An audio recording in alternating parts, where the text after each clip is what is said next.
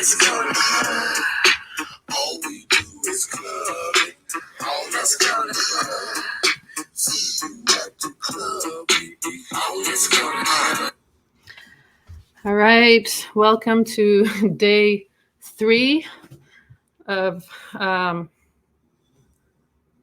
what do I even call it? Free World Therapy / Bond TV / I'm gonna have 12 names by the time it's over, so let's not get invested to one. So today we have if anybody uploaded the video, the person who was on the phone yesterday, who now we're doing video. And I'm going to add him to the stage now. I was just playing my song that you guys are going to hate on again. Haters. All right, welcome, Karim. Ooh. Hello, Bon. You can call me B or Bon or Bonnie, whatever. Welcome. Tell the 12 people watching what happened yesterday. We had an amazing call, but unfortunately, it was only 5 minutes that were recorded. Not even, right? Like 3. And then how long was the full conversation? I think around 50 minutes. That's like a full therapy session. Yeah, I think it's even longer. The therapist that I used to go to, the session was 40 minutes. Damn, that was in the US? No, that was back home? Back in my hometown. In the middle of East. Yeah. But kind of south. So 40 minutes, that was like typical there? I think so. I think that was the average. Here it's 50. I do an hour. I give people 60. Yeah, I mean, I think 40 was never enough, and I feel like sometimes I needed a 2-hour session. No, Yeah. you did. But yeah, I know what you mean, because sometimes you have a lot to say, but And they're like, your time is over. They're like, and so let's hold that tear for next time. Yeah, exactly. Please pull your tears up now. You have to go. I know. What do we do when the clock runs? It's fucked up.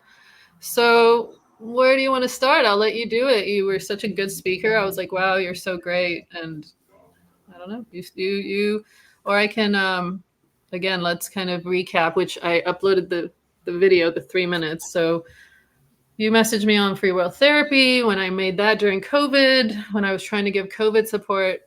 My videos are very nice and quiet because they were all at 2 a.m. So you reached out to me then for?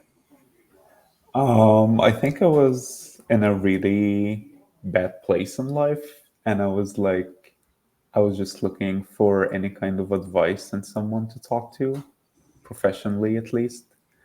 Because I feel like that's when I was really affected by my depression that I was diagnosed with through my therapist.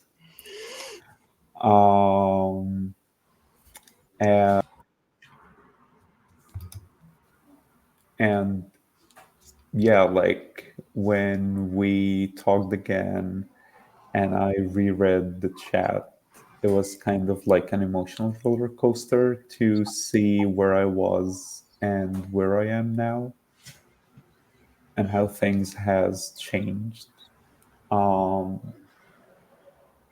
So yeah, when we first talked, I was going to therapy.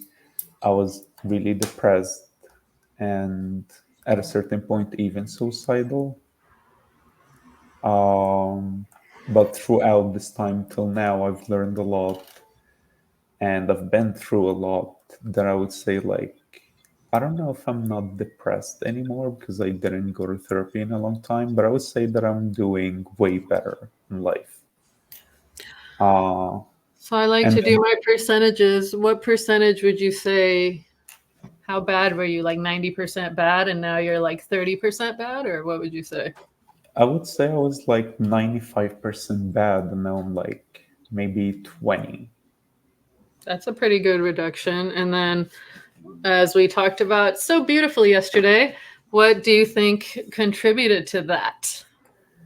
My depression or my development, you mean? Both. So I think the main reason I was so depressed is because I felt so much guilt and because I felt that I don't belong anywhere. And there was even something that my therapist pointed out in the very first session. He was like, you've never felt loved without like conditions, so you've always had to put on masks to fit in with like people or family or like romantic partners. All the people around you were like, their love to you was conditioned in a way. And like trying to trace back to why I felt guilt the most, I would say was because for a really long time, my parents had a really bad dynamic. They will always be fighting, and I've always believed that it's my fault. Uh, I feel like a lot of people can relate to that because, you know, that's something that relationships do often. There's a lot of fighting, tension, different levels of fighting that cause different levels of reactivity. The more violent a household is, the more sometimes we turn inward and don't feel comfortable expressing ourselves because our environment wasn't safe, right? So yeah. then we go inward. Um, So yeah, and I feel like the reason why I felt it the most is that most of these fights I was kinda involved in it, even if it was like indirectly. But it was mostly about something that is related to me, or at least the most intense ones. how old were you when you felt like it was your fault? I think around 12. And then it just lasted until you were an adult. It lasted until I graduated from school when I was 18. Okay, all the important years, all your teenage years when you're dating and hormonal and puberty, and you Yeah, were yeah. So it was pretty messed up in every way. our best years, right? Puberty. I wouldn't call it this way, but yeah. Joking. Um, and also like because I felt this way, I turned into hiding myself or like my true self or authentic self, whatever we're gonna call it, Yes, from I like it. Use my terminology. I mean, from it's everybody's terminology, right? But it's a very important one. You're yeah. away from that and you have to. So you feel like you had that at some point? You feel like you were connected to that authentic self and then you lost it at some point? No, I feel like until so recently, I didn't even know what my authentic self is, and I So didn't you've know. never even had it because I think some people feel like they disconnect from it and some people like you feel like they never have it. So you feel like you never had it. Yeah, probably, yeah. Or, well, as I was reading this book, it said that our early childhood is when we are the most authentic before, like, all these layers are put up on who we really are. And True. just so recently, I've been trying to discover this more and remember what I was into when I was a child and do it more often or like see how I can use that into something that I can do now. Like what? So like since I was a little kid, I've always had a dream of traveling around the world. Oh yeah, we have that in common. Yeah. And so like that's even something that my mom pointed out because when I told her like I'm moving not just from the house but from the entire continent, um, and I don't want you to be sad about it. She literally said, "That's your childhood dream, and I'm not gonna stop you from doing it." Oh, sweet, sweet mom. So yeah, like whenever I had the chance to do it, I always went for it, and I always choose to do that instead of like following the path that everyone around me was following. And I think like Which was it, what? What was that path? like graduating from school, applying to university, graduating from university, then getting a 9 to 5 job, buying a house, start saving for the future, for like get a nice car or like do something like that. But I've always like whenever I had some savings, I was like, okay, I'm going away for some time.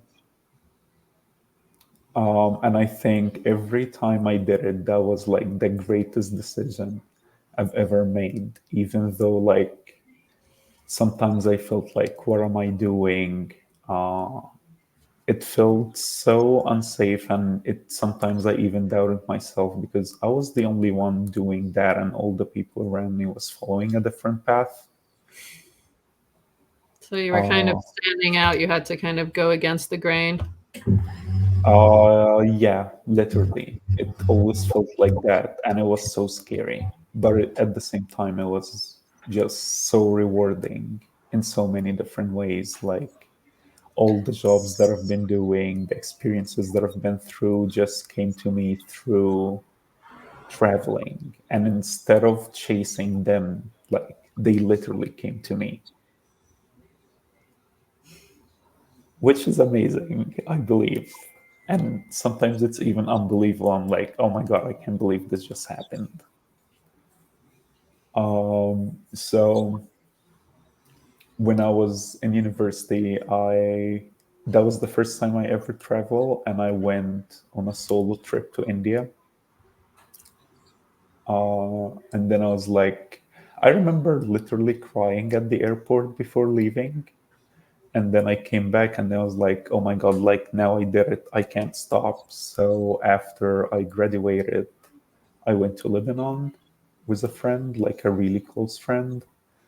And that was the very first time where I did magic mushrooms. And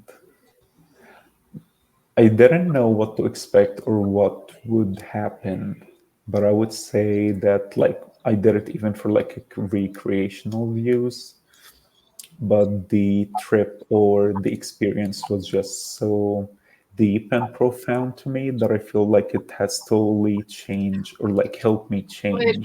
try something for me. Take out your mic and talk without the earphones in. Is that? Can you talk now? I don't hear you now. Oh, you're muted. Is it better now? Yeah. Okay. So yeah, like the My sound experience was man would be proud. My sound man would be proud. He's always bitching. Hmm? I said my sound man would be proud. He's always bitching. Okay, yeah, that's better. That's much better because it was like echoing and it was doing something weird. Yeah.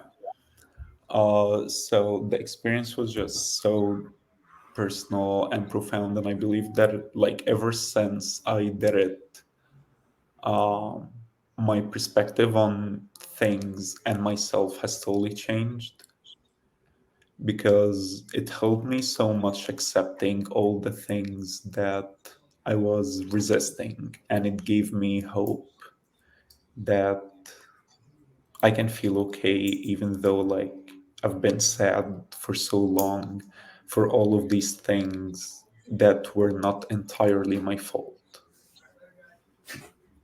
And it's for me it was so crazy to think about it because things were the same. It's just how I saw it was the reason why it was affecting me this way. So your perspective was the thing that changed, and that's what helped you feel better. I mean, you obviously, I mean, you had a lot of factors, right? You like left the country, you were with people you liked, you were doing a different recreational experience with some plant medicine, you know, so you were doing different things. So altogether, it's like putting you in such a different state that you're like, oh Yeah, shit, I can exactly. feel different. I can feel different. I can. be different. Yeah, exactly. And it was like everything was so special. I was with a really close friend. Lebanon was amazing. And like, Lebanon. yeah. And it was the first time I ever do camping. So like, and I feel like it was so special that I even tried getting the same experience after, but nothing You was can't ever the do same. that. You can't replicate. You can't duplicate. It's the Yeah, original. Hold on. You know, now I'm paranoid. Let me check the sound. How do I do that? Pause. Hold on. Pause on all the different factors that possibly yeah. led to your healing. Hold on.